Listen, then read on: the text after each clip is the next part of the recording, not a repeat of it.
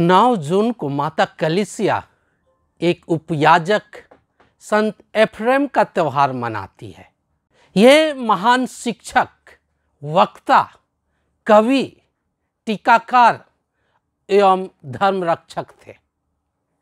इनका जन्म लगभग 306 ईस्वी में मेसोपोटामिया के निसिबिस नगर में एक ख्रिस्तीय परिवार में हुआ था। ये 18 वर्ष के उम्र में बपतिस्मा लिए। बचपन में ही इन्हें ख्रिस्तीय धर्म की शिक्षा दी गई, पर यह उन्हें बेकार और फालतू लगती थे।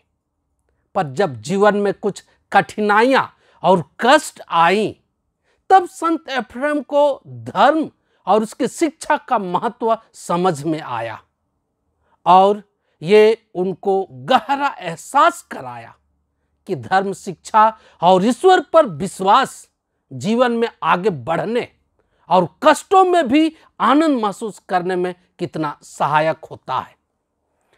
जब निसिबिस नगर शत्रुओं के अधीन हो गया, तो सारे ख्रिस्तीय नगर छोड़कर एडेसस गए। उनमें संत एफ्रेम भी था।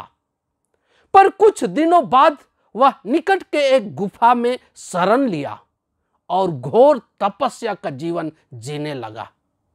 अल्प आहार, बाइबल पठन, मनन, ध्यान, प्रार्थना और चिंतन में इसका समय बीतता था। यहीं पर इन्होंने कई धार्मिक गीत, कविता, प्रवचन और आध्यात्मिक काव्यों की रचना की, जो भक्ति भाव से ओतप्रोत होते थे। वे महान विद्वता वाले व्यक्ति नहीं थे, पर ईश्वर के रहस्यों को जानने का ज्ञान इनको प्राप्त था। यही वजह थी कि गूढ़ रहस्य वाली बातों को भी आसानी से व्यक्त कर पाते थे और कलीसिया विरोधी लोगों की बोलती बंद कर देते थे। बाद में उन्हें उपयाजक अभिषेक दिया गया। पुरोहित बनने के लिए वह अपने को अयोग्य पाते थे। इस कारण वे पुरोहित बनने से साफ इनकार कर दिए। एक तपस्वी होने पर भी प्रवचन देने में कभी पीछे नहीं रहते।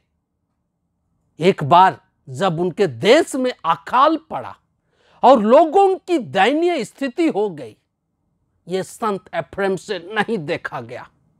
सेवा भाव से भर कर आगे आए, ईश्वर पर विश्वास रखते हुए धनी लोगों से मदद के लिए आग्रह किए और मिले मदद का समुचित वितरण में अपनी कुशल योग्यता को प्रदर्शित किए और लोगों का दिल जीत लिए। अत्यधिक सेवा कार्य में लगे रहने के कारण शरीर जवाब दे दी और 373 ईस्वी में 67 साल की अवस्था में संत एफ्रेम की मृत्यु हो गई।